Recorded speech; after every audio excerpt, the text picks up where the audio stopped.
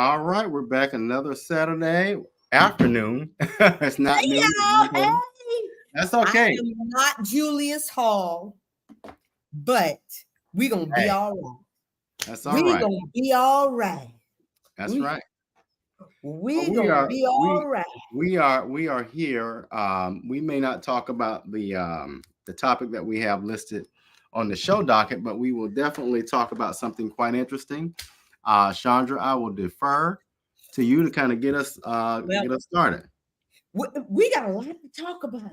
RG, man, Mm, I think that if we could theme this week anything, let's call it the week of accountability.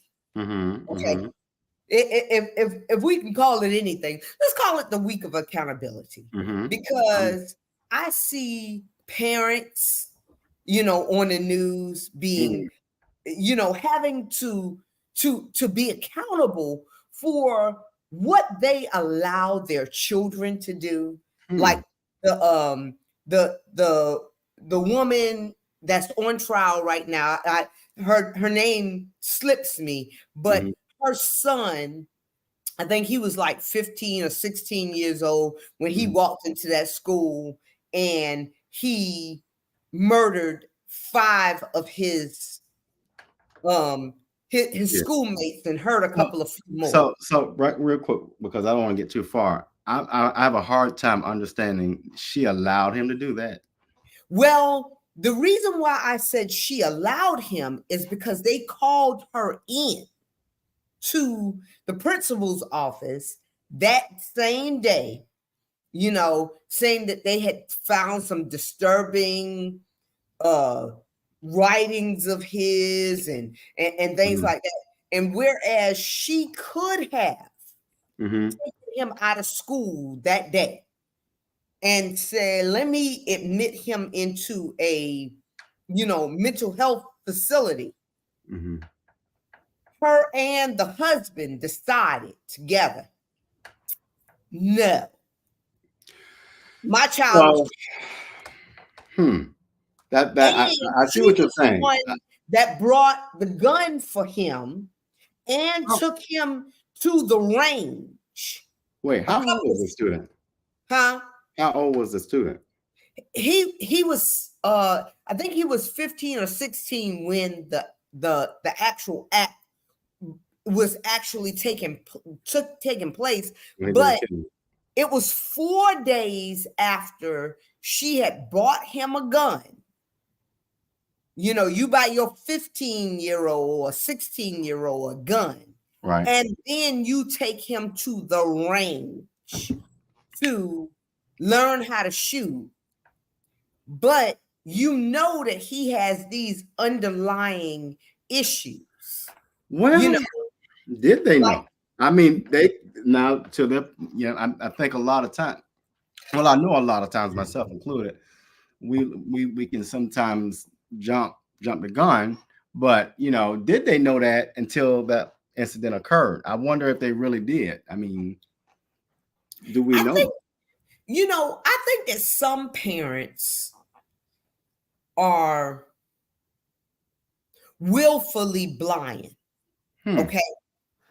Because, like me, I, I would never, and this is full disclosure, Hmm. RJ, I'm listening to you. I would not buy Christopher, my son, he's 18 years old now, but I would not buy him a gun. And the reason why I would not buy Christopher a gun, Hmm. take him to the gun range and tell him it's okay, to shoot said gun, is Hmm. because of the fact that I know Chris has impulse disorders. Hmm. Feel like he has impulse disorders. Hmm. So and by impulse disorders viewing crowd, I mean, I know that he does not use wisdom Hmm. when he thinks about something to do, you Hmm. know Hmm. um Like a lot of times he knows that I'm going to come into his room and say, what the hell is going on here? To why you got all these cups and plates. And I've said it over 1,000 times. Okay. But because of his impulse is to be lazy, shiftless, not do things until I say, do it. And I hear you. I don't see. Hold on. Yeah. I hear you. I don't see how his Second Amendment rights should be impeded upon because he doesn't have a drive every day.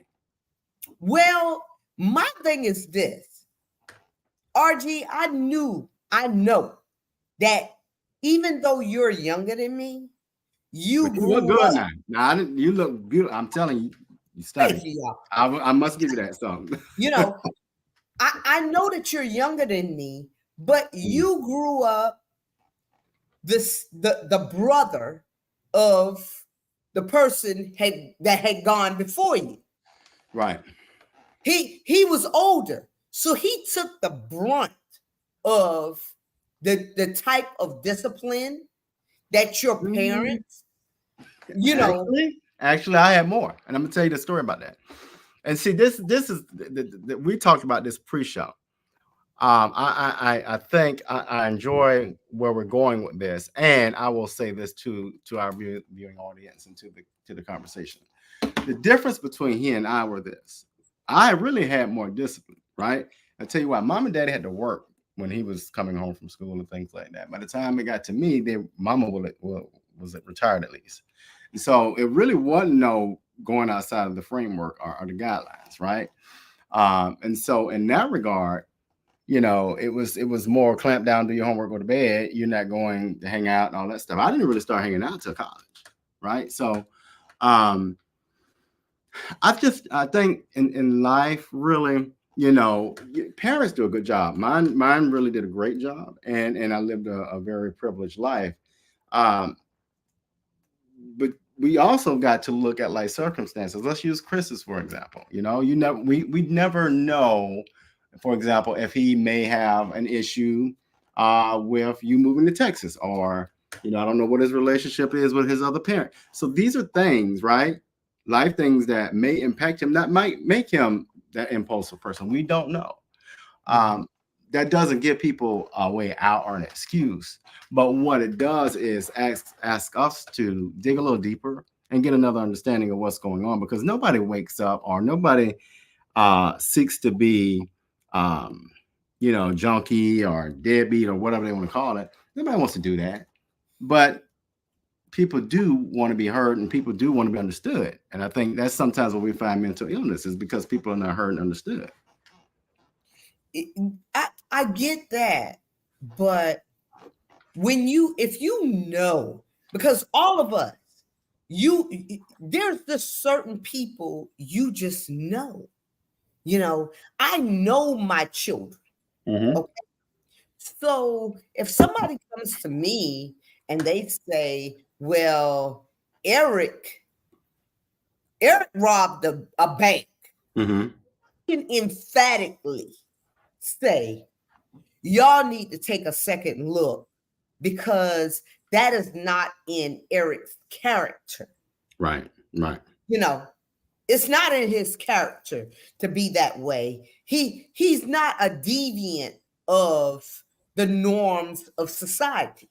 Now, if they came to me and said, Chris was a co-conspirator in a robbery of the bank, and they called me and they said, hey, Chandra, we don't know if this is your son, but we have a good suspicion that it might be.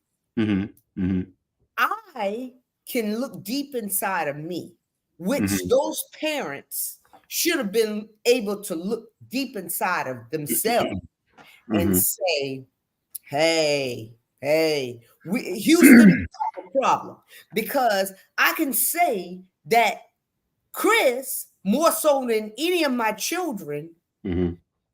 he has a followers and a I want to be accepted mentality. Mm-hmm. So for them to call me and say he might be involved in a robbery or whatever, I'd be like, I'd be disappointed.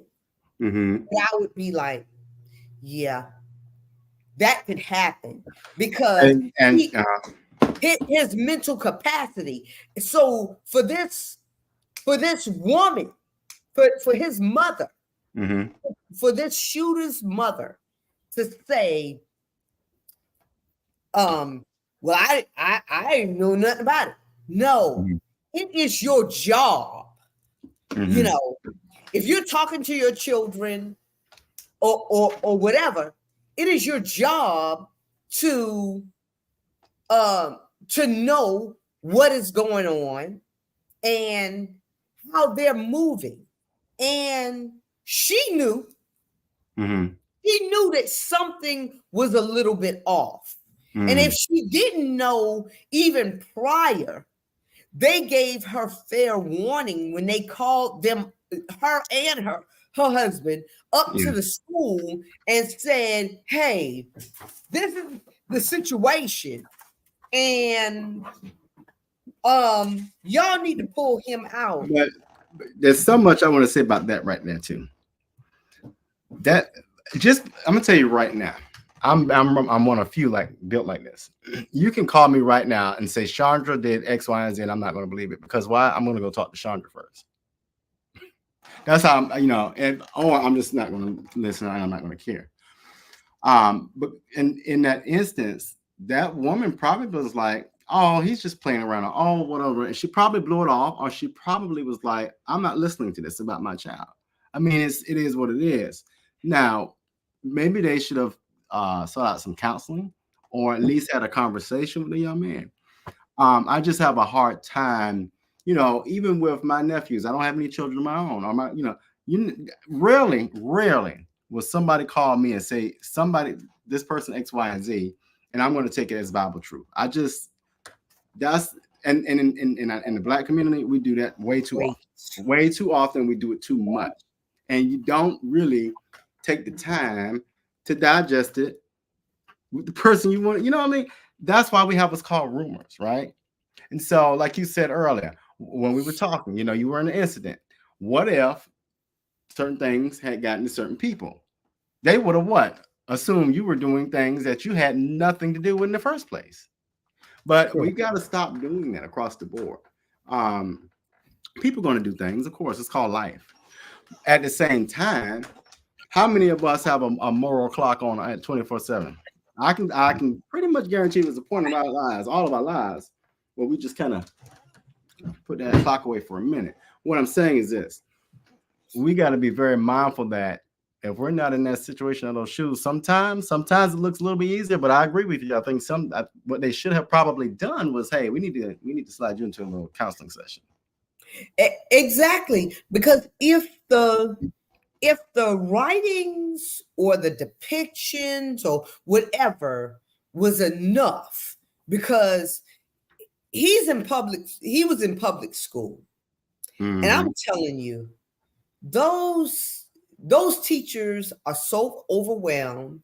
Yeah. Those principals are so overwhelmed by the sheer underfunding and the over expectations of them. Okay. Till things that should be and would have been back in the day when you and I were going to school, teachers were calling parents like clockwork. Oh, yeah. But these days, you can go half a semester, all of a semester, and not know that. I mean, this is full disclosure. My son, even though I take him, I either drop him off or I let him use my car every day. Okay. So I either drop him off school, or I let him use the car to go to school, and he leaves out of the house by 7:20. And our school does not start in Houston, in the part of Houston that I'm in, until 8:25.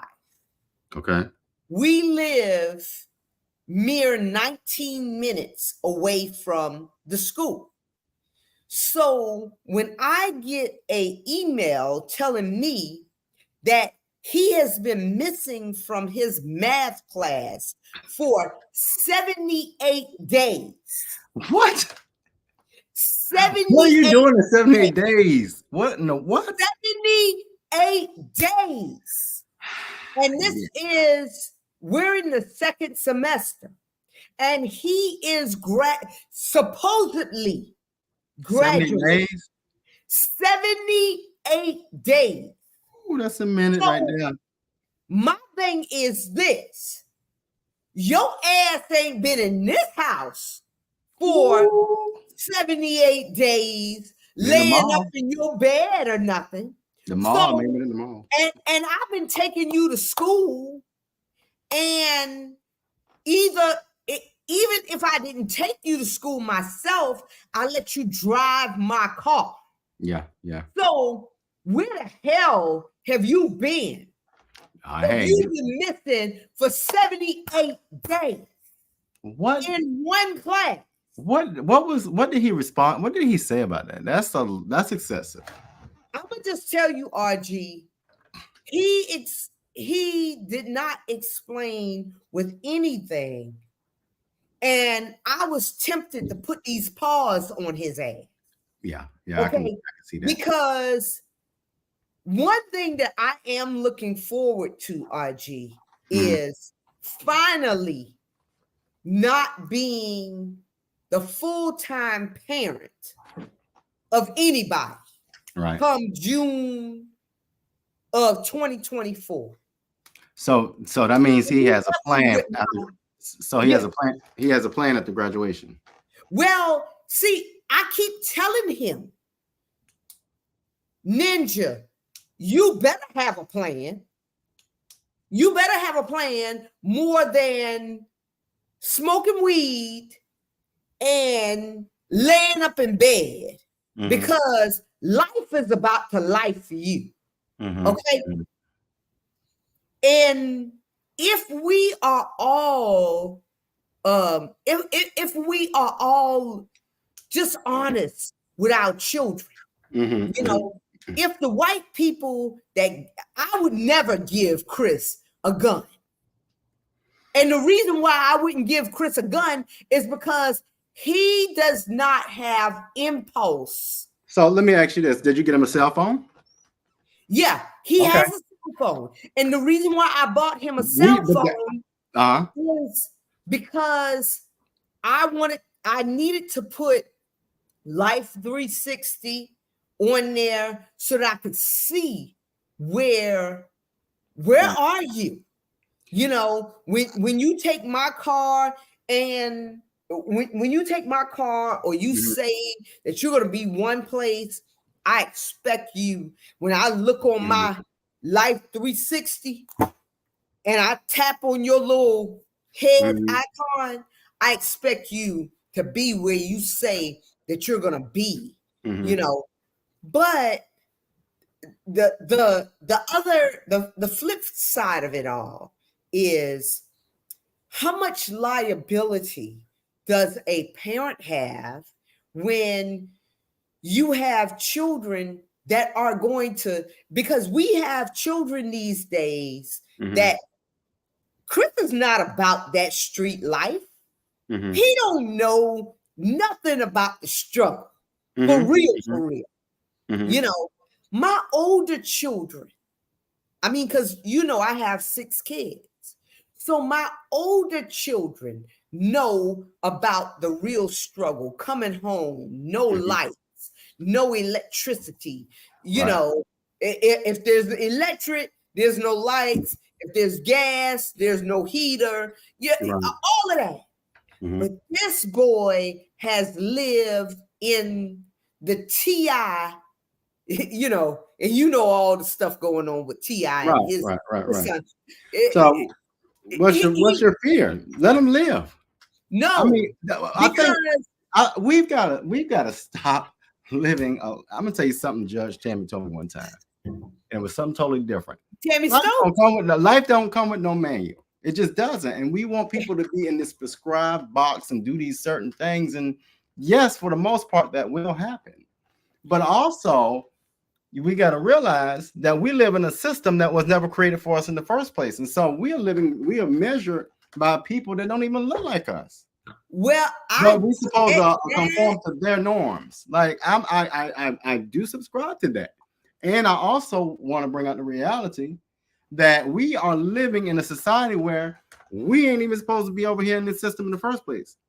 And then we will accept the norms from folk because y'all said no. I tell people this all the time. How are you gonna tell me? Watch this. How are you gonna tell me it's okay for Buddy Carter, who's a pharmacist, to give out opioids, but a man to give out marijuana going to jail? Come on with it. Come on. What's normal? You're exactly correct, but I don't think that either one of them are right, because two things. Mm-hmm. Whether you're dealing opioids from behind a pharmacist license, and you know that this person, this is their third time into the pharmacy this week, right, you know, with a different prescription and everything, should you be turning a blind eye? Hell no. Well, you know what it's about. Hell no. Yeah, I know. Yeah.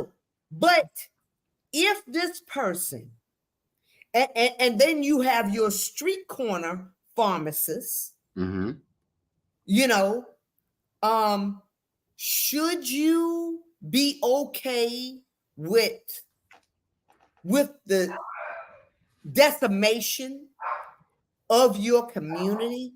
Because see, you have to understand that when you're selling drugs, think about back in the crack era. Well, and let me say this: I've never done it, never will. Okay. I'm not good at that kind of work. Okay. But let me say this here. Let me say this here though. It's like alcohol. It ain't no different than alcohol. My thing is this: if you want to take a gallon of gin or 5 gallons of gin and go sit on that porch and drink all 5 of them, that is your body.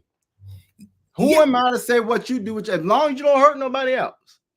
That's your body. But this is what I have against the crack era corner dealer. Okay. A lot of the people walking up to you were the Mary Sues that you knew from around the corner. Right. They were the Angelas. They were the, you know, hey, this is Tommy. I know Sean. I know Robert. You know, why would I want to poison my own community for my self gain? I can't answer that because I've never done it. I've never done that, nor will I. I will say this though. What we fail to realize, and I can't, though, I have to come to it from this angle here. We have to understand that we live in a world where there's so many good jobs. So honestly, if you got a man, and I'm not endorsing this, don't get me wrong, because I'm not endorsing this. If you got a man who legitimately has children and a family at home and has a choice to go make X amount of dollars or go to Burger King and make minimum wage, what you think he gonna do? Because again, you got a person who's trying to just feed their family and make ends meet. What you think they're gonna do? Let me tell you something. I'm not saying it's right. RG, see, we segue in. Yeah, I love the segue. And this is great. Okay. This is great. I love the segue with you. But I'm gonna tell you this, because back in the 90s, early 2000s, we lost a lot of Black men and women. Yeah. Okay. And I could have been, because back then I had 3 or 4 kids, no electricity sometimes. I told you about the struggle. Right. I told you about the struggle. So sometimes it was very tempting for me to say, hey, I can let this dude come in, turn my house into a drop house, crack house, whatever he needed in order to just sustain. But I would rather struggle. No, I agree with you. I Totally. would rather struggle. And I mean, I struggled hard and get myself through college, even though we could segue into the fact that college and graduate school in a era where white people don't have the education that most black women have, it don't mean nothing. But I segue back and say I would have rather say no. I'll rather be okay with laying down at night and knowing that, yeah, I may not have everything that I need to have, but at the end of the day, I'm not bringing poison into my community and issuing it out and knowing that if this person becomes hooked on drugs, it is going to not only impact their children, it's going to impact their entire family and their life. I'm glad you brought that up. I'm going to use alcoholism and alcoholics because we see it all too prevalent.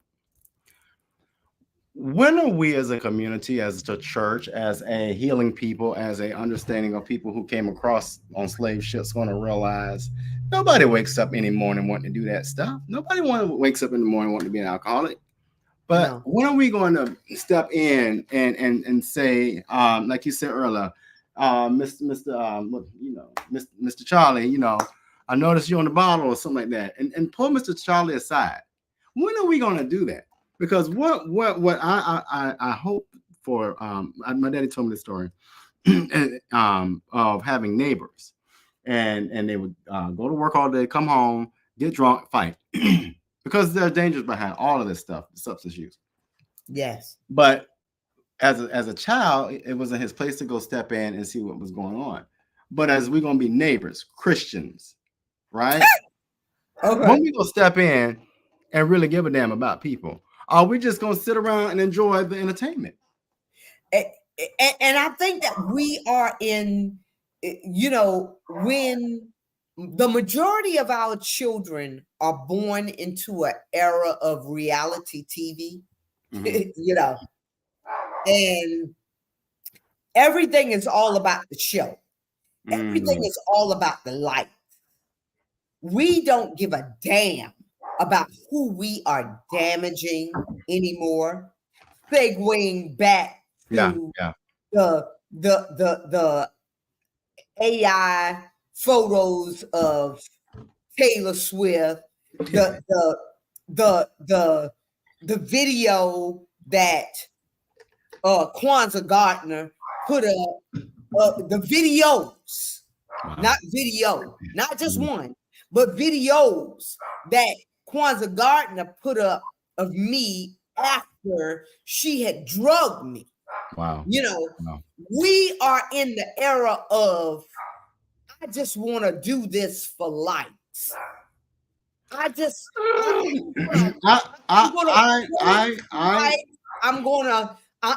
going to do whatever it takes for the likes of people I don't even know. But I'm not going to think about this person that is getting on their knees and doing blowjobs for strings of men just to get a high. How could you, with a good conscience, How could you, with a good conscience, go into your neighborhood? This is the Mary Sue's of this world. This is the RGs. I grew up with him. Me and him, we played on Little League together. Why would I intentionally? Because you can. My community. Well, first of all, let me hit pause there. Let me hit pause on that. Nobody wakes up going to damage nobody's community doing all that. It's not like robbing a bank. And I'm gonna give you some stories I've seen. The problem I think sometimes we have is how do I want to put it? Let me just give the stories because I don't want to go too far with that. I actually have seen and noticed a few things where people don't really have income, and so guess what they do? They do what they want to do. Have a job. I can't make an indictment or a judgment on them. That is what they want to do. Now, my advice to some folks in that situation is, you do know that one day you want to like pay a bill or gotta eat or something like that, and so you might want to think about some things. However, what they do when they go behind that closed door, I don't worry about, as long as they ain't hurting nobody. Okay. I do feel bad because most of our young brothers and sisters, Black brothers and sisters, suffer the most out of just boredom, or if they're in rural communities. But at the end of the day, if you are just out here not trying, and you just, like you said, pouring poison into the community, we do have a conversation to have. However, like I said earlier, what we've got to do is either we're going to lean into it and have a real conversation with the Mr. Charlies of the world, or we're going to say, oh, look at Mr. Charlie, he done got drunk again. Let me tell you something that used to irk my nerves with a relative of mine. Everybody knows I like a good old drink, right? But I don't drink every day. And what used to piss me off with one of this particular relative, I would come around, tired, been on the road, whatever. Oh, you done had a nip. We got to be very careful about stuff like that, because it was the very time I didn't even have alcohol in my system, but you're going to accuse me of it. So we got to be, this is a balancing thing, what I'm saying. And we've become so desensitized to the fact that nobody in this world, at least from my standpoint, gets up wanting to create problems. I do say, I do agree with your point where, I don't think we need to be poisoning our community, but I ain't mad at what Miss Susan and them do with their body. That's their body. Bottom line. But I just, RG, whether it's white people coming from the south side to the east side, because a lot of them, they were on, white people were hooked on crack. Joe Biden's son included. Well, hell, they put it in Compton. The government put it in Compton. Exactly. But they're coming to our neighborhoods to buy the crack.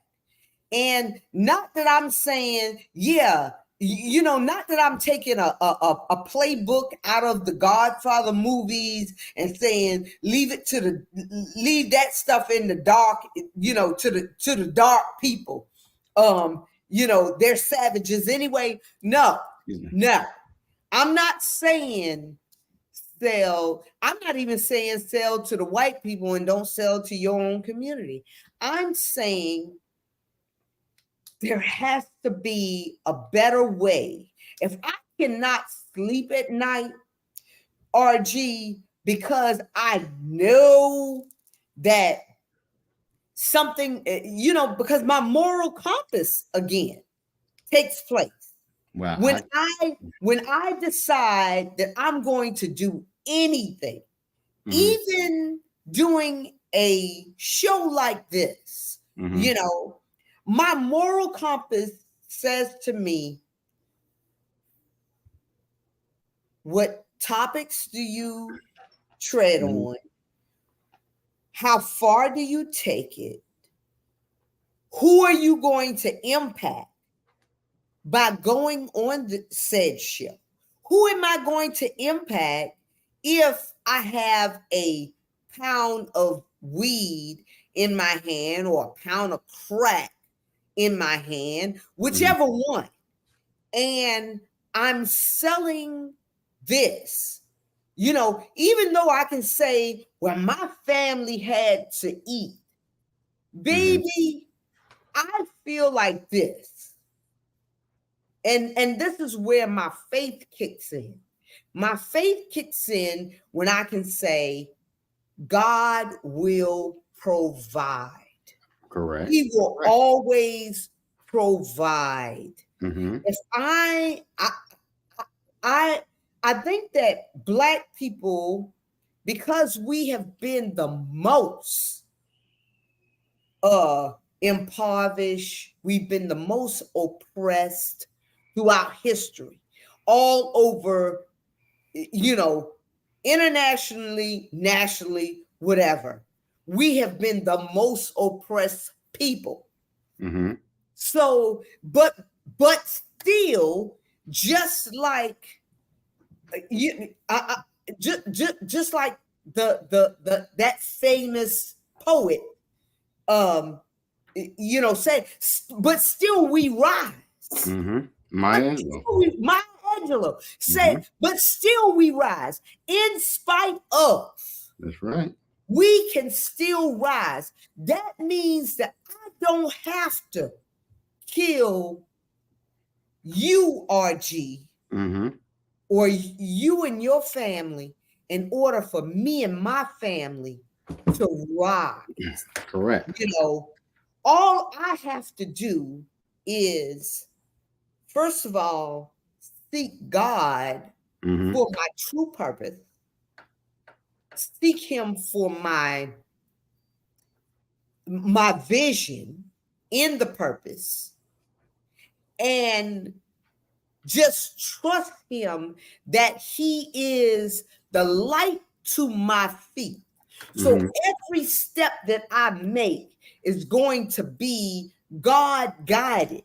And He's not guide me into a world where I have to lay down at night and say, I poisoned Yeah. RG in order for me to get But likes but but or anything I else. but hold on. I hear you. I think we're stepping far into something right here. Step with me Let then. me hold on. Let me put my thoughts together. It's two sides to that coin, right? When the weed man come to give you the weed, you had to what? Ask him to come give it to you, right? So I'm not defending anybody in this situation, but at the end of the day, just because the weed man sell weed don't mean he ain't no God-fearing man. And just because he brought it to Susie May, don't mean Susie May didn't tell him to come over there. So I understand what you're saying, and I don't agree with any type of what I want to call chemicals across the board. When you go to a pharmacy, you go to CVS, you're putting a chemical in your body, unless you do natural medicine. At the same time, I'm not going to tell you not to take your blood pressure medicine because you're killing your body the same way. I'm not going to tell you not to take the water pill because now you didn't trigger that. I'm not going to tell you by the time you get to the temp medicine not to take it. You know why? Because your doctor said take it. But then we're going to demonize, hold on now, we're going to demonize little Susan May and Johnny for getting a plant in their hand. Oh, okay. But see, you know, I mean, as far as weed is concerned, the only indifference I have with the weed today versus the weed of when I was growing up, and see, I never did any type of substance until I came to Houston. Don't blame it on Houston. Well, oh yeah. I was 50 whole years old before I ever took a half of a bite of a gummy. Right. Okay. Right. And the person giving me this gummy was a ex professional basketball player who was my actual he was my trainer. And he told me this will help you not need, because he knows that I have ADD. you know. So I take Adderall every day, you know, just for me to be able to focus. And then I take anxiety medication and um medication to keep me from, you know, suffering, because I was diagnosed with depression, severe depression, you know, many years ago, even before I suffered my trauma. So the trauma just, you know, exaggerated, you know, all of this. But he said, Chandra, if you want to be able to focus better and not need your ADD medication and not suffer from anxiety, so, you know, so much so, just take this, you know. And the first time that I took it, I slept for 13 hours. Wow. You know, 13 whole hours. Okay. But what I have against that is that I have nephews. I have a little cousin who I would consider my niece. You know, I have many people in my family who have gone to Georgia State. I mean, not Georgia State, Georgia Southern University in South Carolina, and smoked what they thought was weed with whoever it was. I don't know if it was white folk, black folk, whatever. But then the next thing I know, these A students, they went there on a scholarship for their academics. These A students are now suffering signs of schizophrenia and bipolarism because they got a hold to some bad weed, you know, bath salts and all these types of chemicals, which we equate to what they were doing back in the day when, if you remember DMX's story, when he told the fact that I was 13 when somebody gave me weed that was laced with crack. Wow. You know, and that's what segued my journey into being an addict. Even though I was putting out some of the dopest lyrics ever, I was a crack addict because somebody thought it was funny or somebody thought it was okay. You know, so I would say that a person that's selling real weed, if it's a plant, you know, we can grow that same plant in our garages. Let me tell you something, and this is why this is one thing, you know, because let me tell you something. I don't play them games right there, but that's why, and I ain't encouraging nobody to do nothing. But if you want to partake in stuff, whatever that is. And I don't understand why people do that anyway. If you got I call them small business owners. If you got a small business and you got intentional ways of hurting people, like you said, by lacing stuff, you need some kind of therapy. That's crazy. That's that. They like, well, who thinks of giving somebody fentanyl? Like what? Especially because they have said that it takes less than one pill to kill somebody. Who would think? Why would you put fentanyl into any drug that you are out here selling? But that is the poison.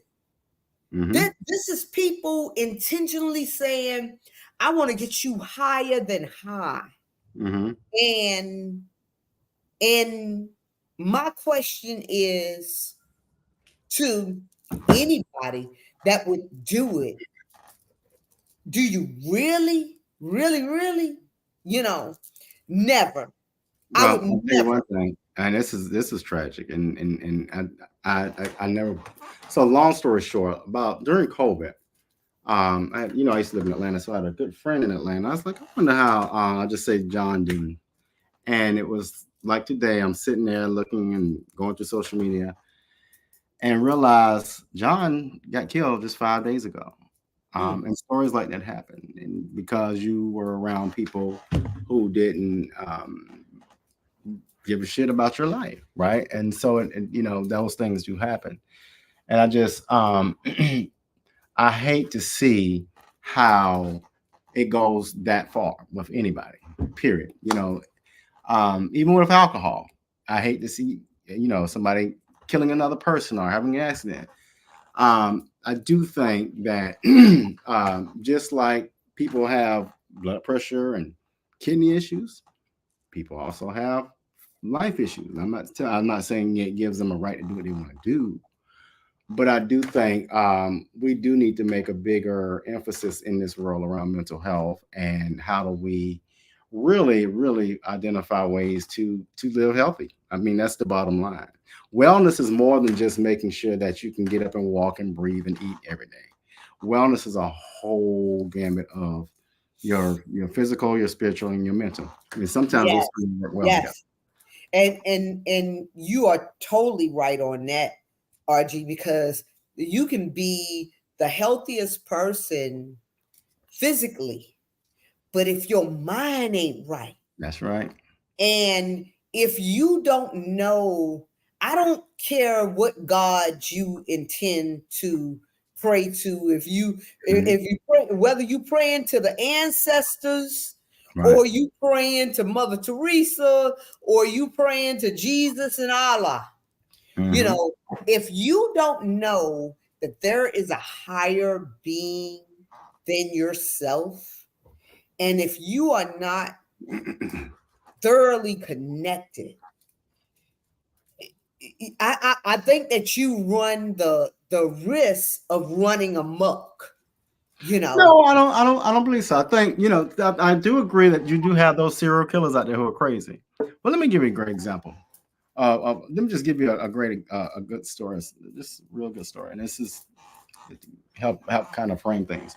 I don't think we need to be hurting people. So people that go that far are crazy. But I want you to imagine something. I don't know if have you ever had to caretake for a family before or whatever. Oh yeah, Most yeah, of, yeah. You okay, know, so my most of mom. the time, now Uh, watch this now. Most of the time when we're in caregiving situation, it's what, two or three children on one. This particular instance, it was like what, one on two, and then you slowly watch your family die while you have your only sibling you got in jail. And so you got to manage that too. And by the way, you got to work and you got to manage yourself. And what that does to your mental, right? It doesn't help it a lot. And it's not an excuse to do anything other than to figure out life. But at the end of the day, I always sit back and I say, damn, I'm telling you, there have been days when I should have just jumped off a damn bridge, but I didn't. But it was the faith in God and the faith I had in myself. And so I tell people all the time, yeah, you might see me with a drink or something, but when you understand that what Mr. Charlie just walked through, when you understand what Robin just had to walk through, I'm not asking you on pat on the back or congratulations, but it is people live traumatic. I never ever dealt with anxiety and depression until I came back down here and saw what I saw with the two people that had a master's degree that was teaching and were doing great things, and it stopped. And yeah. then the only person you ever had to help you made your mother cry on her birthday over what, 30 years ago. So I want people to understand that story and this one thing here. How even I get up and figure out days sometimes amazes me. It really and truly does because I don't understand how in the world some and my dad used to say, I don't know why God's doing this to me. I some days think, why in the world, Lord, are you giving me all this to kind of get through? But I have to do it because I truly believe that we are given a path to walk. And certain paths may not be the one we want to walk, but it's something God want me to see out there. And like we were talking about this season, I've learned a lot about the fact that um people can be really, really, really for you, or people can be really, really against you, and you're gonna see it when you're supposed to see it. And I've seen it. I have to sit back and say, you know what? I gotta be me. And me being mean or me being hateful and all that, that ain't me. But I tell you, life ain't no easy. You know this. How we talked about something before the show. Who would have thought you would have been in a situation like that by a friend? It's just crazy. And that's why I say, I'm gonna come in the middle of what you just said. You said people can be really, really for you or really, really against you, but then you can miss all of the signs of somebody faking the fact that they are with you and you having to pivot, and still having to hold your head up. Oh yeah. Once you find out that, oh, well, I mean, for you, you're in a situation where my mother and father played a big influence in my life. And it's okay. It's okay when your mama is only sick for 2 weeks. But what happens when your mother is sick for 4 years? Forever. Yeah. And the people that rallied around you when you first started saying, I think something's going on with my mom, and I'm hurt to see my mother in this state because I remember her when she was her strongest. I remember my parents when they were very strong and opinionated and all of that. But then you watch one by one when you tell your besties and close confidants that I really can't. I really feel my obligation is over here to just be here with my mother, or her caretaker didn't come in today, so I can't hang out with y'all.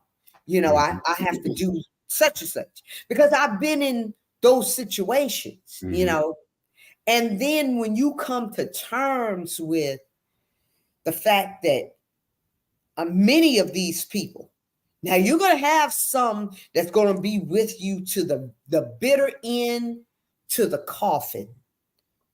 When you are looking over your mother and you're saying, I did the best that I could, Mom.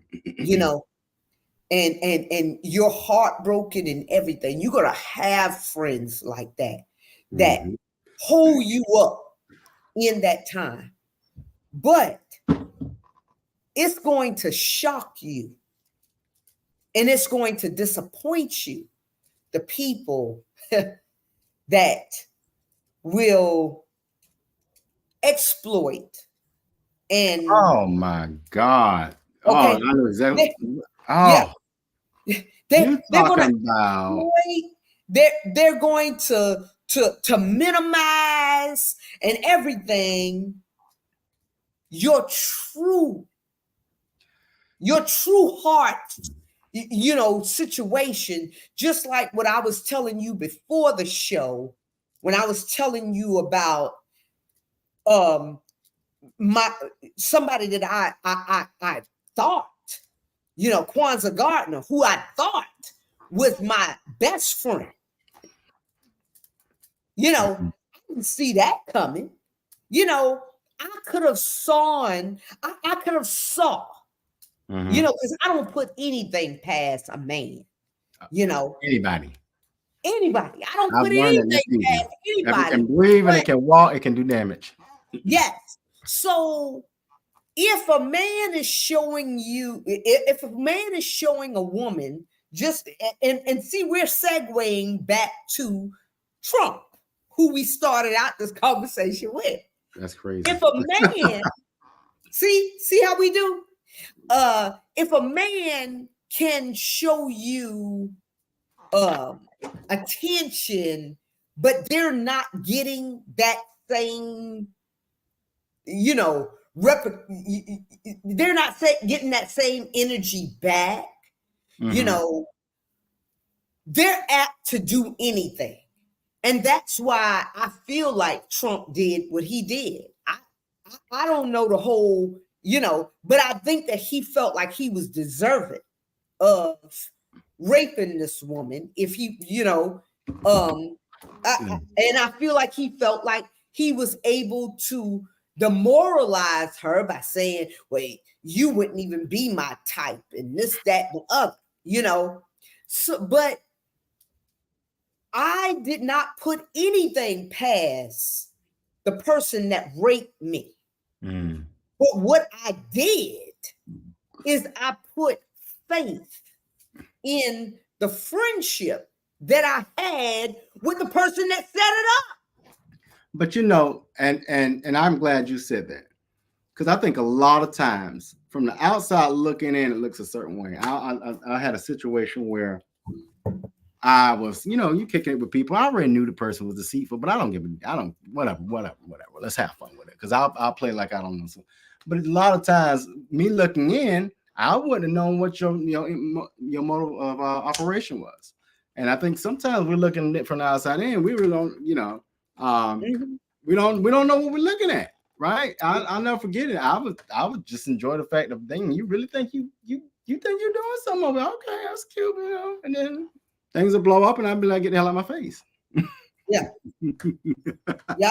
Because in 2022, so I came out with, so my situation happened in 2021, and then I came out in like a month after it had happened, and only to realize that all of the people that I was calling my friend, RG, all of the people, everybody knew except me that this person was actually my frenemy. Not my friend. She was my frenemy.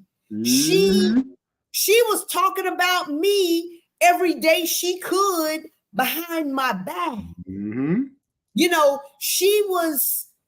She had been plotting this for a long time. She was desperate to be you. Exactly. But you can't be. You know what I'm saying? And when I think about it now,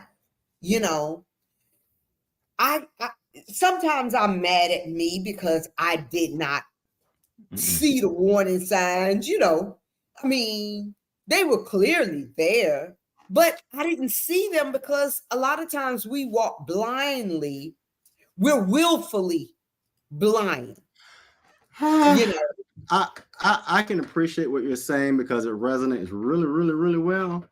I'm gonna give you a great example. I deal with, I don't even call them friends anymore. This is an associate. When I deal with an associate like this, to the point where you think not you, but that individual thinks they are, getting over bullying, whatever. This strokes their ego. I just find it fun and stuff like that. However, I also take delight in when I have to say my choice words, I'm going to say them directly the way I want to. And then when their feelings are hurt, but you don't remember a couple of weeks ago when you tried me, the way you tried me, but I didn't say that to you then. See, that's how I like to operate. I'm not, I'm just using my example.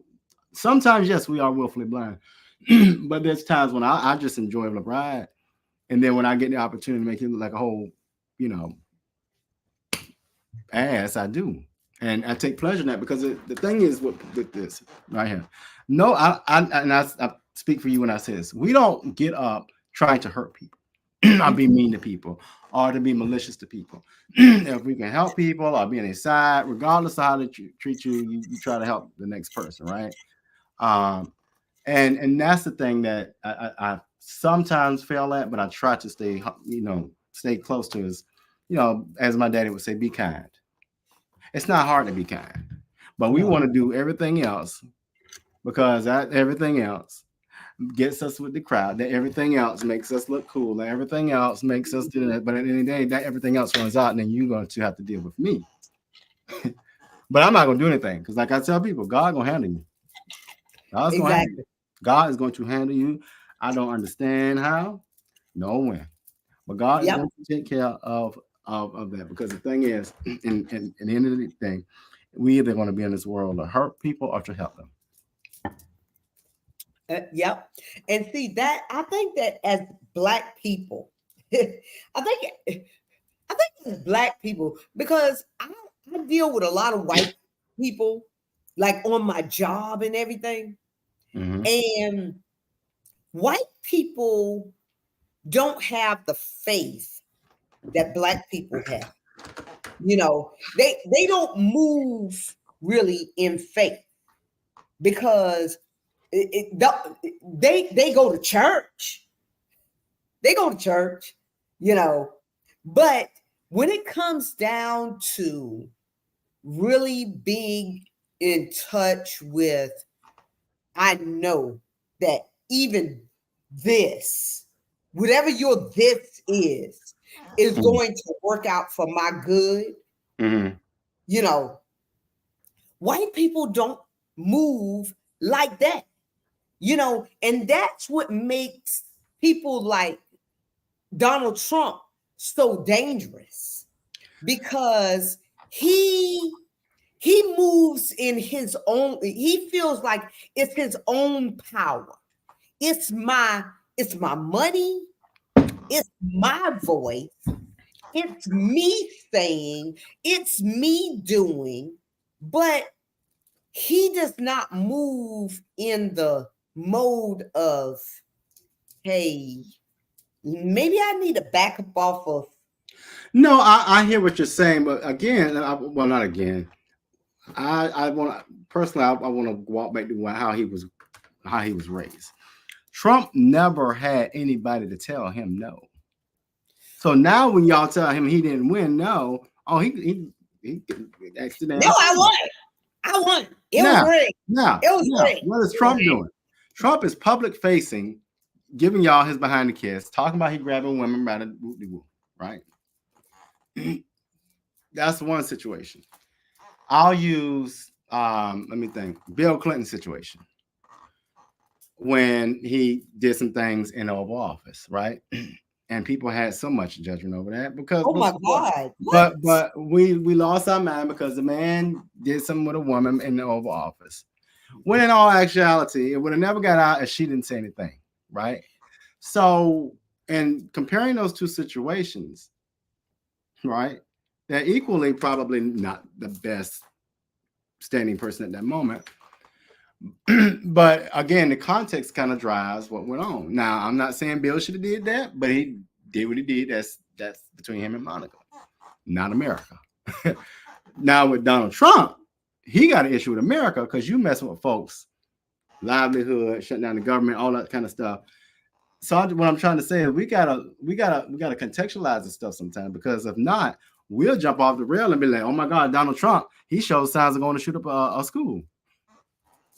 We'll get there. You know, and even up to today, you know, here it is. Okay, everybody has been talking about the border. Yeah. Everybody has been talking about we need to put regulations. I don't give a doggone if you white, you black, you whatever. You are impacted by what goes on at the border. Black people more so than anybody else, because the more illegal immigrants that are allowed to come into this is the one thing that I agree with. I don't care if you Democratic, Independent, or Republican. I agree with the fact that we need to put a halt on border crossing. Mm-hmm. Because if we can't feed, you know, and I don't know if you've been watching, but a lot of these red states have been saying, no, we don't want the summer feed program. And those are for children that, children in poverty. Mm-hmm. So, and a lot of the red states, Mississippi being the poorest damn state in America, they are number one poor, aside from Louisiana, Arkansas, and I forget the other one. But red states are poor. But y'all are saying we want to opt out from feeding children during the summer who are on food stamps and deserve to get, they need this food program. It's like me, because during the pandemic, I received a card because I had my son. I received a card for like $1,000 in food stamps benefits. Did I need it? I didn't need it because my job, I didn't never receive not one day furlough, not one day off of work, unless I just took it. But you have people here in Texas that are really below the poverty line. You have people in Georgia where Kemp has signed on to the fact that, oh no, we're not going to do the summer feed program, and I just feel like that is just it's totally wrong, especially if you are giving immigrants when they come across here. Now you're giving them housing benefits, you're giving them food benefits, you're giving them every benefit that a person with a social security card and who is a legal person in this United States should be getting. You're giving it over to them. So I agree with the Republicans as far as that. But here you have Trump, now that they're bringing a bill over into the Senate and they're about to try to send it into the House. The House Republican, who's the leader, Johnson, is saying that bill is dead on arrival because Trump said, no, don't give Biden a win, when it should be about the American people. Close down the damn borders because the American people need to be taken care of more than the people coming from all of these war-torn countries, Mexico, Cuba, any other damn place, because y'all don't have no issue turning an African or a Haitian person behind at the damn border. But you're taking the Ukrainians, you're taking the goddamn Mexicans, the Cubans, and all of these people. And what are they doing? They're not really affecting the white people's jobs. You know whose jobs they're affecting? My job. Well, I will say this, and to that, I do remind everybody: if you ain't Native American, you're an immigrant. The only people that are legitimate on this soil are Native Americans. So all of us illegal. So let's start there. Now, I will say this: I do have an issue with this government giving out tons of money to help other countries get through a war, and we got poverty right in front of us and people hungry. We got a lot of money in this nation to keep on giving, oh, well, Ukraine needs this. These people need some rockets and this and that and the other. The problem becomes this. How do I want to put this? We ain't never gonna get nothing. I know folk get mad when I say we, because I do identify as African American male. I just love to do that. I'm just all on. It pisses some people off. It pisses some people off, and I love it. If you haven't figured that out by now, I'm good at it. But when are we gonna learn as a community to rally and get along so we can get a little bit of what the other cultures have got? We can't even rally around keeping one church. We'll split one church, have 5 churches just because. But then we get mad when we don't get what other people get, when we don't get the same respect that other cultures get. Why would they?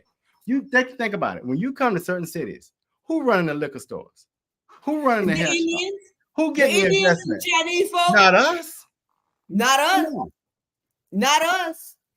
I think in Savannah, well, y'all used to have one liquor store that was actually Black owned, and they were giving him so much grief.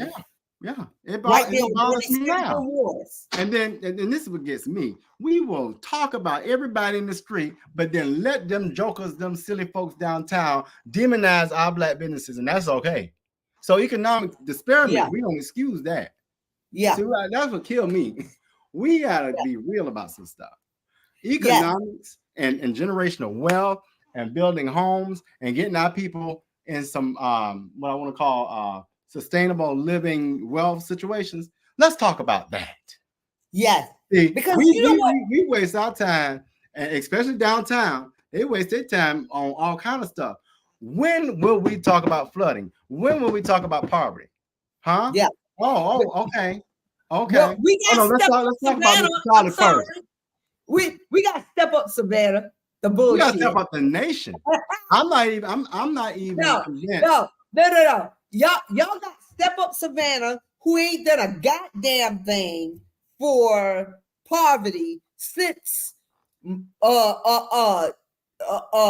Mayor Johnson initiated it, which he's also a beneficiary of it. Got some of his cousins and and nieces in high positions in Step Up Savannah, which was supposed to be a poverty reduction program, but it is bullshit. And I'm gonna just say that. The only way, well, it's not the only way. How about this? You want to solve poverty? Let's talk to the people who are impoverished. Exactly. Instead of doing a poverty simulation, because see, I'm gonna tell you what, RG, have you ever gone to any of the? You just kind of came back to Savannah, but please try to make yourself invited to the poverty simulation that they have at Step Up Savannah. We did it with the students. I forgot what school I was at, and it's good, but it ain't. It's good, but this is the thing. I enjoy it for an educational moment. However, if you think I never forget it. I think it was last week or 2 weeks ago. It was like 20 degrees outside. If you couldn't go out there for 1 minute to get your mail, how do you feel about somebody having to sleep in that? That part. And that's what I'm talking about, RG. We can't be people that talk about it. Mm-hmm. Because, see, that is what simulation. I mean, if you ain't never had to live it, if you've never had to live poverty like I have had to live poverty. I slept in the Park Avenue Street Park with my baby that was only 2 months old in my hand while we laid on a bench in the Park Avenue Street Park, sleeping all night. Okay, and that was poverty. That was real homelessness. So if you ain't never had to live that life, You can't talk Baby, about it. you ain't about that life. And you know So what? if all they give you is monopoly money There you go. and say, try to live off of this for a day, that's just bullshit. You Okay? know, and this is a nationwide issue right here. What I'm about to say. People really cringe when I say this. Why don't we? Here's a thought. Because we put more people in prison than we need to because it's profitable, right? Mm-hmm. Why don't we? Here's a thought: only incarcerate people for violent crimes. Use that taxpayer money and put into alleviating things like homelessness. Exactly. Because we could. Because if we look at the amount of money that they have sent Ukraine, Mm-hmm. if we look at that, Farji, if you don't believe me, if we look at the amount of money that they have sent Israel in the last couple of months, While Palestine sucks. we can alleviate. I'm talking about absolutely alleviate homelessness in these bigger cities, Houston, Savannah, Atlanta, Maryland, all of these cities, New York, we could alleviate by building them tiny houses, transitional houses. Why do we have people living up under a bridge? Do you think that they choose? Do you think that they say, they wake up one day and say, hey, I just want to live up under a damn bridge like a fucking troll? And you know what? I just Googled how much Nick Saban made, just because it popped in my head. $11.7 million. So put that in perspective. You got a man with $11.7 million bringing in, every year. We giving out all this money to these different countries. And we get money to do all this other stuff, but we will sit here and watch our own people starve. Yes. And say, and we tell them, and that's Christian life. Yeah. And we tell them, you need to be able to pull yourself up by your own bootstraps. Yeah. Fuck you. If you don't even, if I can't see my bootstraps, how can I pull myself up? Right. Because I ain't got none in the first place. Yeah. If you keep moving my bootstraps, time, and that's why I asked y'all the other day on our, we have a private thread before we come on here. So I said, is the American dream really real? And it's not. That is a fallacy for Black people, because every time we have come to the line of the American dream, which is a picket fence, 4 kids or 2 kids, a boy and a girl, and being able to work and get your value and being able to pay your mortgage on time and all of that. That is the American dream. But they always move the goalposts. When you have somebody always moving the goalposts, when your ass is almost at the goalposts, that's some bullshit. Check this out. You do know the system that we live in was not designed for people of color. It was designed for white men. For people. And that's the reason why I'm going to segue back to Tim Scott and Nikki Haley when they talk about, oh, the United States is not racist. We never been racist. Kiss the bottom of my the back of my soda cracker, my beep, beep, beep. Oh, you know, Yeah, you can kiss everything that is about that because the United States was founded on the backs of slaves. yes. Yep. And every time you saw slaves, even after slavery, when y'all saw them trying to come up and create their generational wealth, you killed them. Yeah.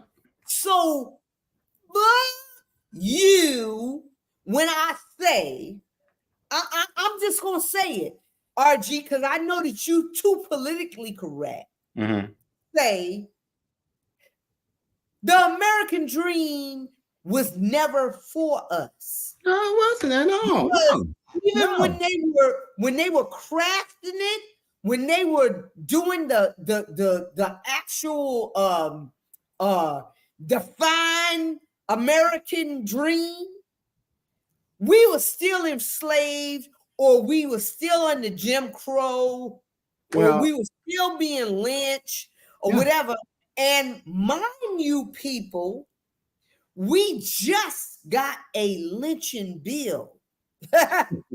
That's great. When are we going to talk about our history in our schools?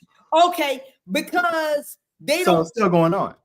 Okay, they don't want us to talk about the history because it would show them as being exactly, that boot ass licking Tim Scott.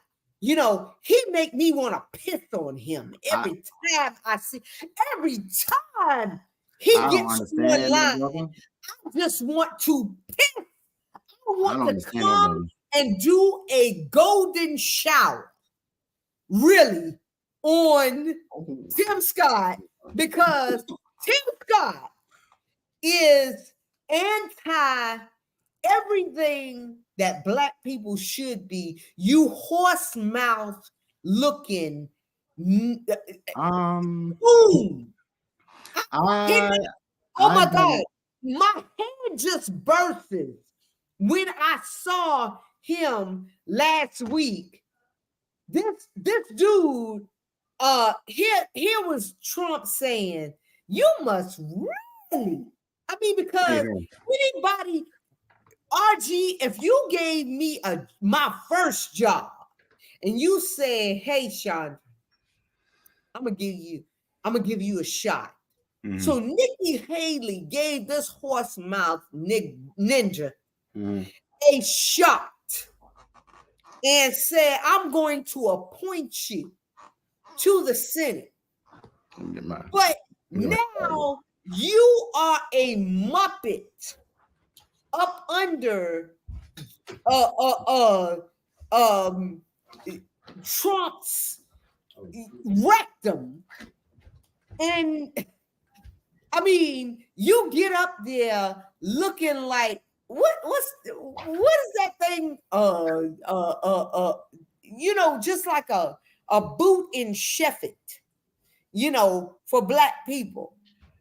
And you say, when he says, he calls you out on your BS, because first of all, Tim Scott, I'm gonna just tell you, you coming out at almost 60 years old. You almost 60 years old, and you think that everybody don't know that you've been down low gay forever. And now all of a sudden, I'm a nice old white woman. When you want to become a vice president, you decide to be like that guy that y'all got over there. What's that church? St. John's. Oh Lord, I ain't going there with you. Y'all ain't the only church. I'm gonna just leave it at that. Y'all still playing them games. I'm not gonna. Okay, you know what? I can say this because I'm over here in Houston. I don't give a F. about. I don't give a F about what's going on over in Savannah, but I don't do either. know You do what's what you do. going on in Savannah. But the dude that's at St. John, that dude is about as gay as doggone the rainbow, the rainbow flag. Oh, God, help us. Lord Jesus. I mean, if he would free himself. Oh, Lord, am I You know, if he said, hey, y'all, because see, I ain't never, and probably about 6 years ago when he first took over, he was hugging somebody, and his right foot came off the floor when he was hugging a man. Ain't no man's feet supposed to be coming off the floor when you hugging another man or another woman for that matter. I'm gonna just say that. Here's my thing. I honestly, this is how I feel. Whatever you do with your life, as long as you don't hurt nobody, it don't bother me. But my thing is this: how do I want to put it? I'm not going to. This is why I'm built like this. I'm not going to go out there and check a box because the world says I got to check a box. Exactly. That's not what I'm going to do. Exactly. And people have a problem with that, and then comes the narrative. But who cares? Because guess what? I'm not going to check a box because I don't want to check that box, and I'm okay with not checking that box. But people will do that and then go hurt people. Or now you got children, and the children are all messed up and confused because they don't know what's going on. Because they don't know what's going on. Because I would rather him be who he is, and he could be a dynamic preacher. Because before I left Savannah, I was a part of Agape Empowerment Ministry. And Candace and Erica, they were a couple. They married, and they were dynamic preachers. Both of them. One was an evangelist, meaning Erica was an evangelist, and Candace Hartnett is the pastor. And I love the fact that she lived in her truth. Yeah. You know, but when you have a man I'm gonna get married, just like Tim Scott. You know, I'm gonna get married because society says I need to be married to a woman in order to be at a certain stature. That's it. You know, that is freaking insane. And Tim Scott, don't nobody. I don't know if you going for the black people or whatever, but your speech on 2 weeks ago when you were trying to be a Baptist preacher, I could have farted on you. Okay, just farted. Just straight out disrespect, spit and farted on you because you are so non-authentic. Well, it's the same thing we see here in the city of Savannah. The only thing they do here is they do it in your face. Yes, because I'm gonna tell you, a great example I'm gonna give a great example of that. The very person who I should have ran against in school board and I backed off because people asked me, all of a sudden forgot that favor. So I ain't gonna call no my names out, but also you got representatives that will sell out the whole community for $5,000-$10,000.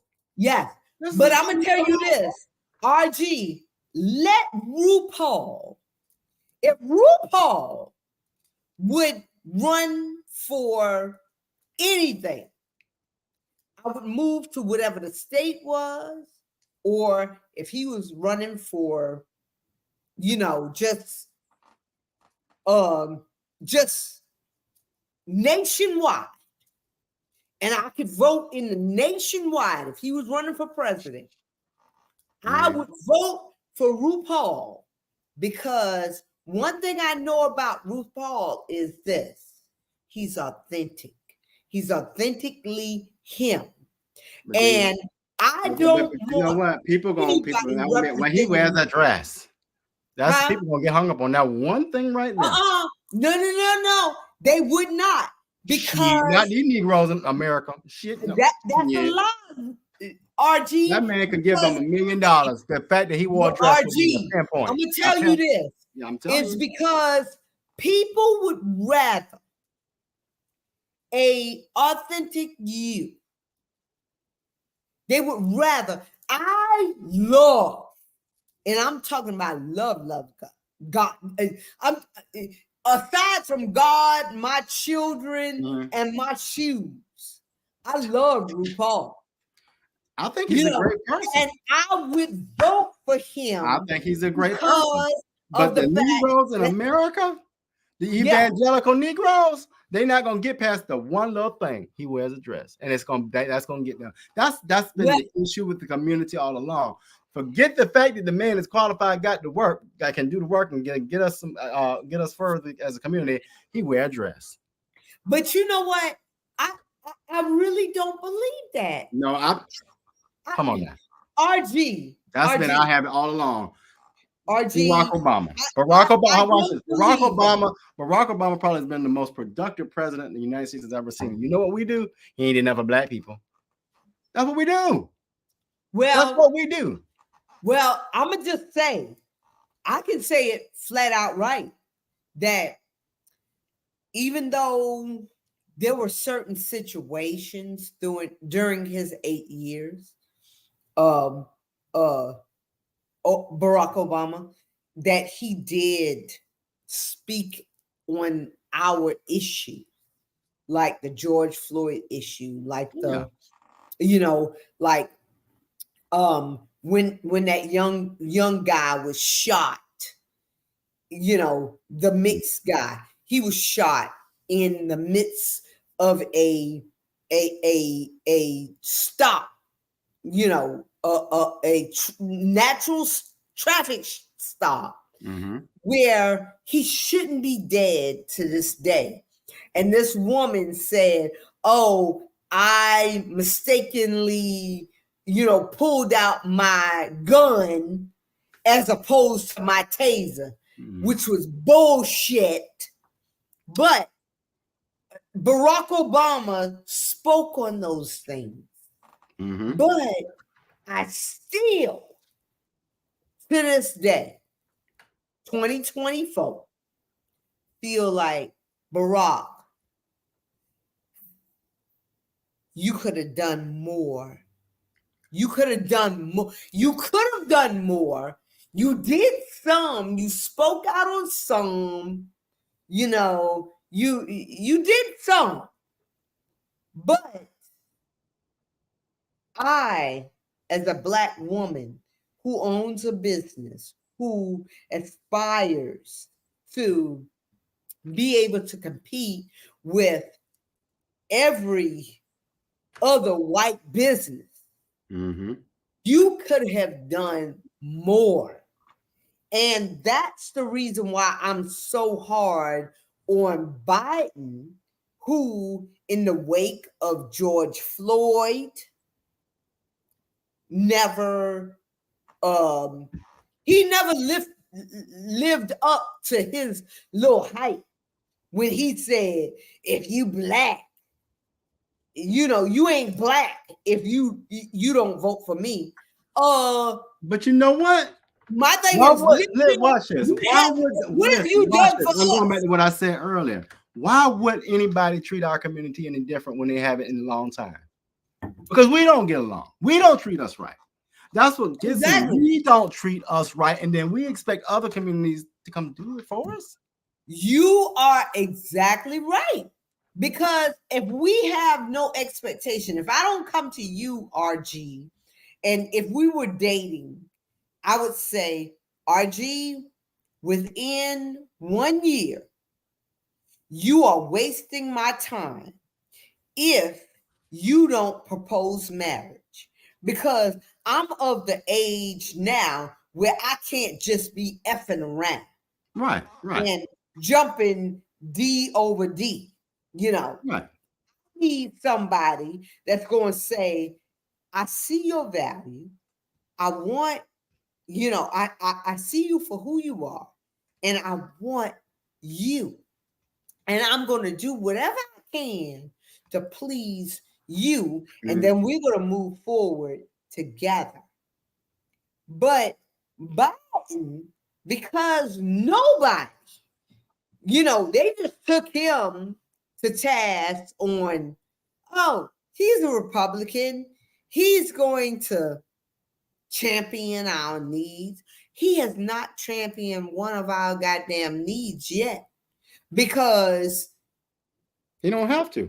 if I look back, I'm looking back at the stuff that he's done for Asians. He sent money to Ukraine. He sent money to Israel. But God damn it, But man. watch this, and we don't even have a voting. Watch this. We don't even have a Voting Rights Act. They say why, and we sit there and we take it. Exactly. And that's the reason why you cannot blame totally him, because it's our what's the caucus? Black caucus? Is that the black Well, let me, if I may, going on the days of like the Benny Mitchells and the Dr. Kings and the Malcolm X's, who they weren't afraid to stand alone, right? And people, sometimes it is not the most comfortable thing, but sometimes you got to stand alone to make some things shake. And I never forget it. And when John Rosikis crossed Benny Mitchell, he single-handedly got Susan Weiner elected. And so when are we going to put aside the pettiness and the silliness, and let's work on some real stuff as a community? For example, we got people running for office who shouldn't be running for office, who getting their pockets padded while people are hungry. I don't understand that concept. I don't understand the idea of we mad because these people doing us like this, because this man in the store talked to me some kind of way.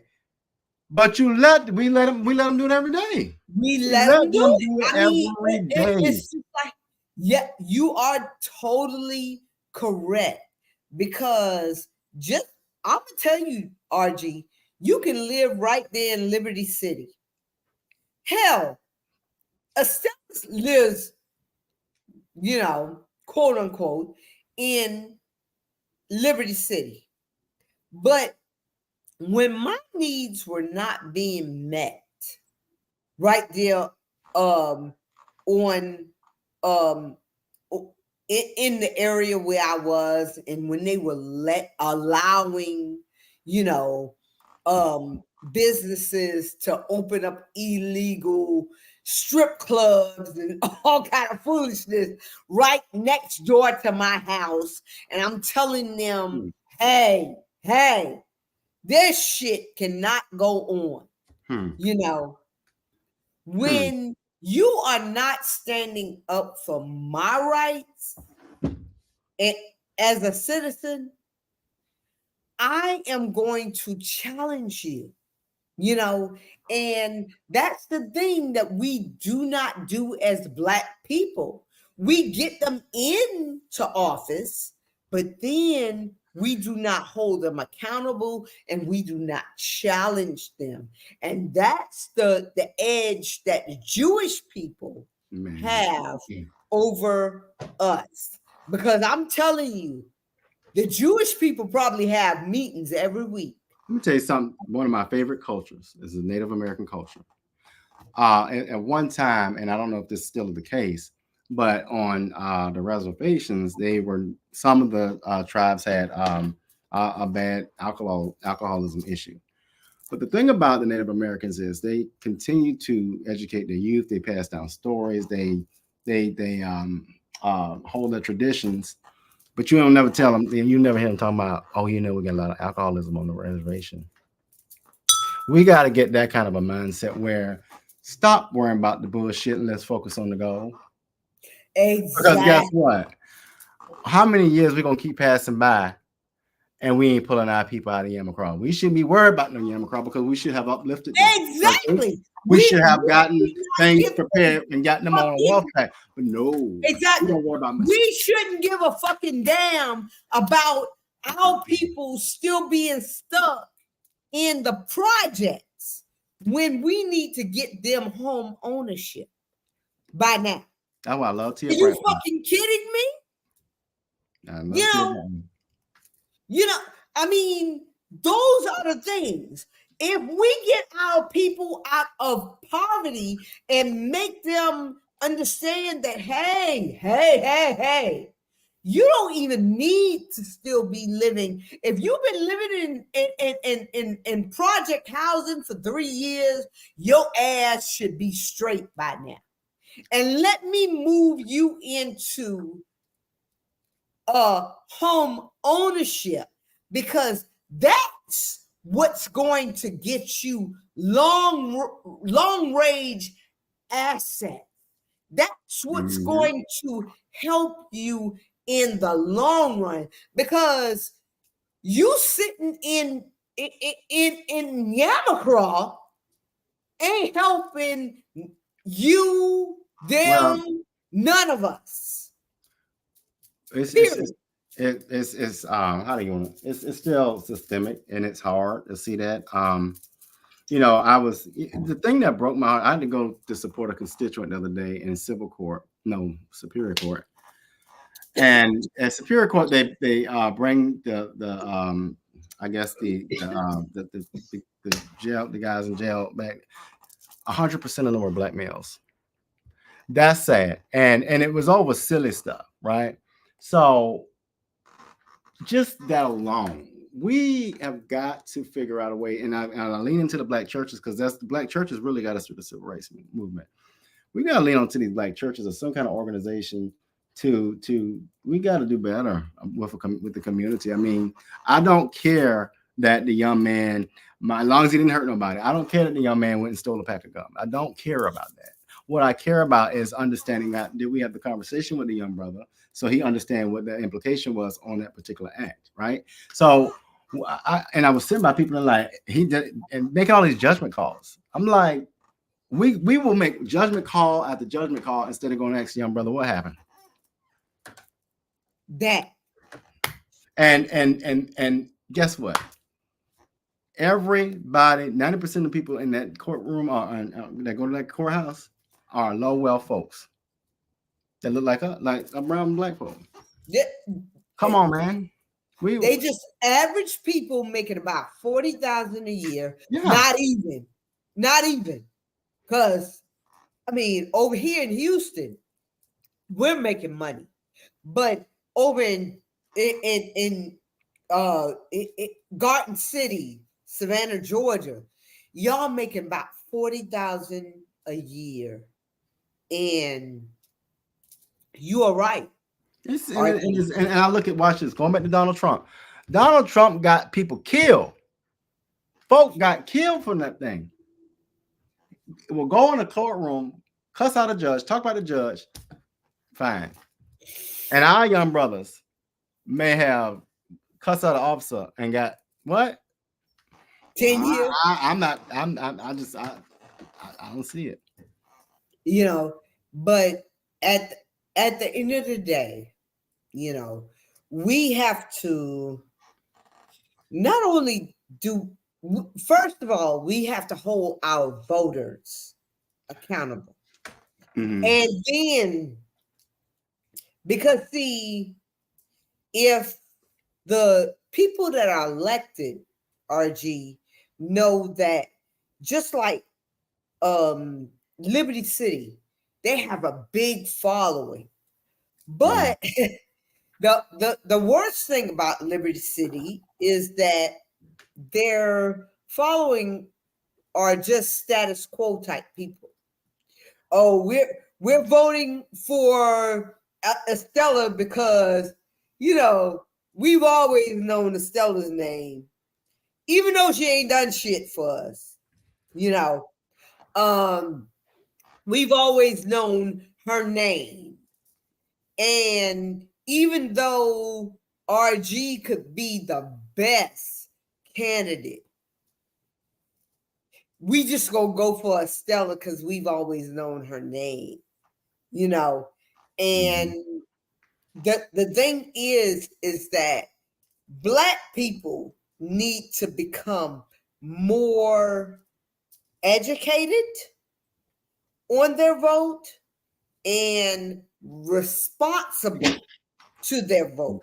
So after you cast a vote on November or whatever, you shouldn't just walk away and say, well, I hope that Estella or RG or whoever the state representative is for your district will just do what I think they're supposed to do. No, don't walk away from your vote. You hold them accountable for your vote. So if you're seeing something that shouldn't be in your neighborhood, or and that just equates to us being more engaged, because it's too late after they make the final announcement on what's going to happen with the fairgrounds. They've been placating for a long time, and they're hoping that people that live in Silver Terrace and what's that other Can Park, Summerside. They're hoping that y'all don't pay attention, and they're not. I'm gonna tell you why. I'll never forget. We were canvassing in Sylvan Terrace one day, and the lady said, "Well, I don't see what she's doing wrong." And so one of my staffers said, "Well, you don't see them apartments they building across the street from y'all? Those are not apartments. They just tearing down those old trees." Yeah. See, it's stuff like that, Jay. Oh, okay. RG is stuff like that. They should be saying, because see, once they clear out a place and once they start putting up the condos, that's it. That means that your Silver Terrace taxes are about to go up. Yep. Can you afford that? Even if you done paid for your house. And most of y'all ain't paid for your house. What about the traffic pattern? The traffic pattern. That. Because they're cutting through that little side street right over there next to that Pulaski school. Right. And that's the reason why they've had to put up speed barriers and everything, so that lets you know that, hey, we hadn't been planning for the increase. We hadn't been planning for the changes in our community, compared to 10 years from now, where we are in 2024, the whole landscape of Montgomery and MLK has changed. Yep. And does it include us in the equation? Yeah. Moving the hell out. And the answer is emphatically no. Yeah, no, we got to move the hell out. Yeah, because when the only surviving business that you have on Montgomery Crossroads is Bobo's Seafood and Island Breeze restaurant, and everything else, Mickey's and everything else, car lots and whatever else that was over there is folding and closing and leaving. You better Oh, ask yourself some deep questions oh, you as do know. Oh God, what property is that? You know what Scad has bought Mickey's, right? yeah, The property that's right down Bull Street, across from Popeyes, all of that. Oh, they're buying all that up. yeah. The beautiful thing So about it is, while we around here worried about who going to McDonald's or not, don't none of the developers look like us. not a one, not a one. And they are all they're looking for is development areas that they can buy for cheap, just like they bought 38th Street, the whole of 38th Street from Barnard up Man, to up to Ogeechee Road. yeah, yeah, They bought that for, I'm talking about they could have pissed on y'all and gotten it for cheaper. yep. They were buying row houses and everything for less than $10,000. And now they are renting out those same houses for $2,800 a month. You know, multiply 28 times 12 or $3,000 times 12 in neighborhoods that were so dilapidated, you know. And I know that y'all don't see, oh, why does this make sense to me? Uh-huh. Because if your property or your family's property is connected in any way to the things that have been uh you know, not even upgraded. All they did is put just a little bit of paint on a row house. They Yes. didn't do anything spectacular, but now they are charging for all of those apartments that we were paying back in the day in the early 2000s, $300 a month for. They are getting $2,800 a month, Easy. or they are leasing them out on Airbnb. Y'all should be disturbed. But because you have not brought your issues to your city council or the entirety of the board, because I would have been bringing this to the entirety of the board. The thing is, you know that the running theme is, it ain't happening over here. Oh, okay. Well, I'm gonna just tell you, when you are losing your place, your footing, your everything, hunty, you will only have to blame yourself. And that's the reason why I have my mother's house over in Nottingham. She passed away 2 years ago. I refuse to sell That's to right. investors. I refuse, because the same house that my mother bought back in we moved there in 85. Yes. We moved there in 85. And that house was only 79,000 when my parents bought it. Wow. It is worth now $281,000.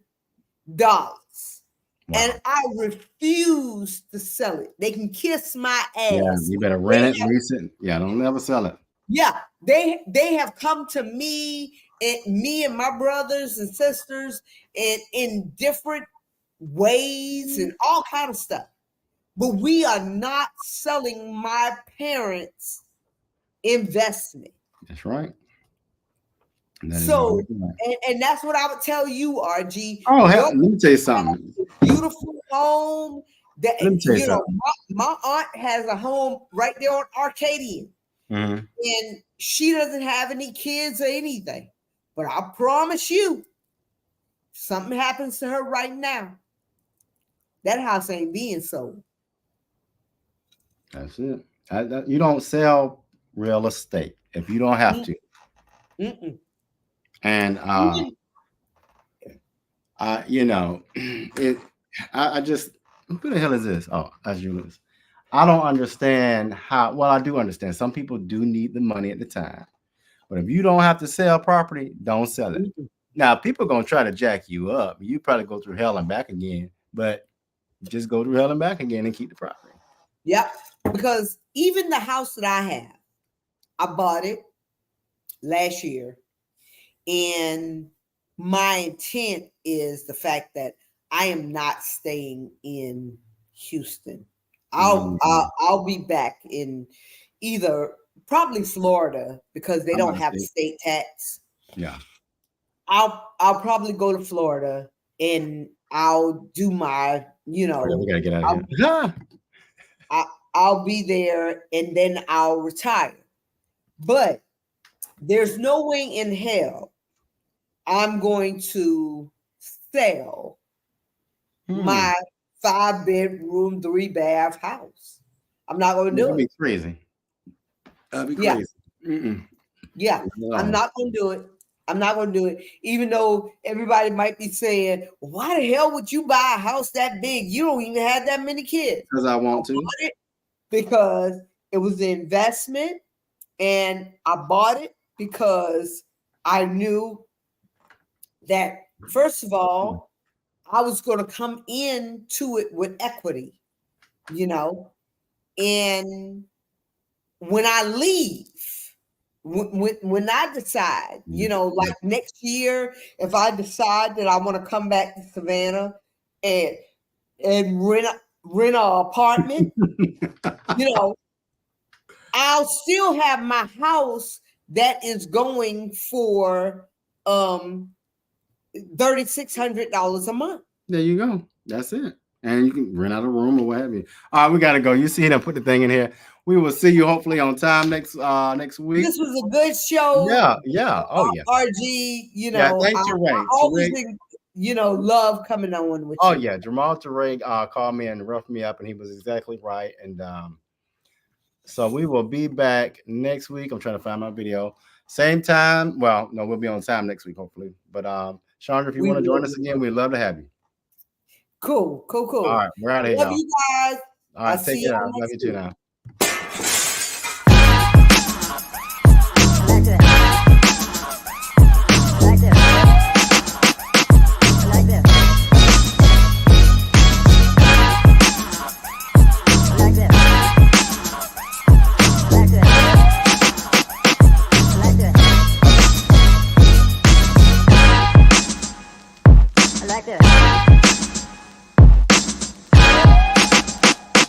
Like this.